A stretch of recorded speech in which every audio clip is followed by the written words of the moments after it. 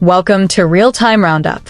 In a shocking late-night TV address, South Korean President Yoon Yeol declared martial law, triggering protests and political chaos. In an unprecedented late-night televised address, President Yoon Yeol shocked the nation by declaring martial law, a move not seen in South Korea since 1980. The announcement has sent ripples through the country, raising fears of a return to authoritarianism in what has long been a vibrant democracy. Immediately after the declaration, hundreds of citizens gathered outside the National Assembly in Seoul, chanting slogans like "Abolish martial law" and "Oppose martial law."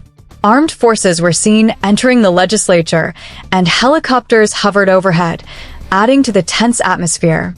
Martial law, according to South Korea's constitution, allows the president to impose military control during times of war or national emergency.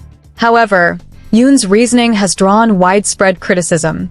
In his address, he claimed opposition parties had taken the parliamentary process hostage, accusing them of plunging the country into crisis and labeling them as pro-North Korean anti-state forces.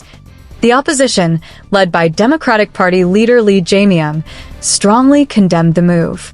In a live stream, Lee warned citizens, stating, quote, "Tanks, armored personnel carriers, and soldiers will rule the country. The economy of the Republic of Korea will collapse irretrievably." The opposition swiftly acted, holding an emergency session to block Yoon's declaration.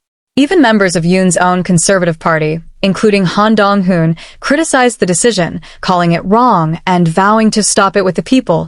On the streets of Seoul, citizens expressed disbelief and anger. A local taxi driver compared the situation to the authoritarian regimes of Park Chung-hee and Chun Doo-hwan, saying, "Whenever their regime is in crisis, they use warmongering and martial law to cover it up." The martial law declaration also places South Korea's democracy under the spotlight globally. The U.S., which has 28,500 troops stationed in South Korea, stated it is closely monitoring the situation.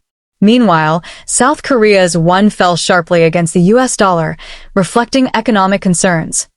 This marks the first declaration of martial law in South Korea since 1980. Critics argue that Yoon's move undermines democratic principles and could lead to dire consequences for South Korea's economy and international reputation. As the story unfolds, all eyes are on South Korea's military and political leadership.